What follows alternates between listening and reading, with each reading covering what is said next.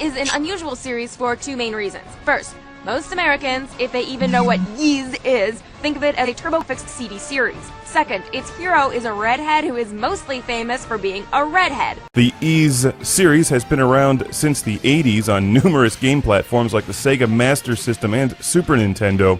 It's well known to fans of JRPGs, but not a household name like some other giant RPGs like the Final Fantasy series. If you're not in the know like me, and you look at the title, you'll think it's pronounced Wise 7, but it's actually pronounced Ys 7. Adol is back in Ys 7 on the PSP, and for newbies and veterans alike, it's a welcome return. Ys 7 sends Adol and longtime hetero life mate Dogi to the shores of Altago City. As you might expect, Adol turns out to be the chosen one to save the land, and this kicks off a giant quest to fix something and achieve some destiny or other. You know, the usual.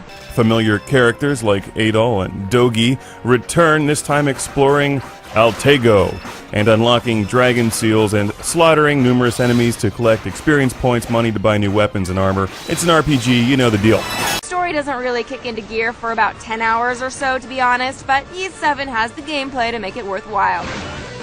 Sometimes they can take like 8 to 10 hours before you even get into the game. This one is fun within the first couple minutes. And it just gets better from there. The combat is always fast and fluid enough to be exciting without getting boring. This is an action RPG with a surprising amount of nuance to the combat. Not only do you have to balance normal, charged, and special attacks in real time, but you have a party of characters to swap between based on enemy type. Enemies come in soft, hardened, and airborne varieties, and you'll need specific characters' attacks to damage them effectively. Dogi's punches not doing the job, switch to Adol's sword. Your party consists of numerous characters, and you can switch them on the fly. They've each got different weapons, and Dogi, for instance, is better at attacking enemies who are hard-shelled. And Alicia has like the Chewbacca-style crossbow, and is better for taking out enemies at a distance or attacking birds. You control one character, and the other ones act independently, more or less following your lead. It works quite well and always keeps the screen busy. Surprisingly, Ys 7 never devolves into brainless hack and slash. Quickly switching between party members after visually identifying every monster's physical properties is enough to keep your head in the game, and the boss battles are exceptional. The only major problem is the massive amount of backtracking and objectiveless wandering you do throughout the story. Just keep hacking away and try not to think about how many times you've been here before.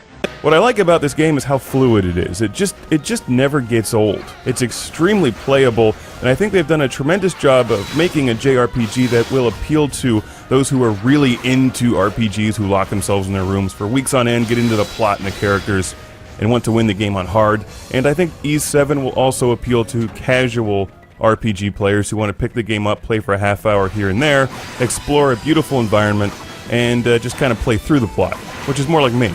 I had a great time playing this game. Ys fans have already pre-ordered. Action RPG fans should join the party. A 4 out of 5. If you have a PSP and enjoy these fantasy adventure games, it's a no-brainer. Get Ys 7.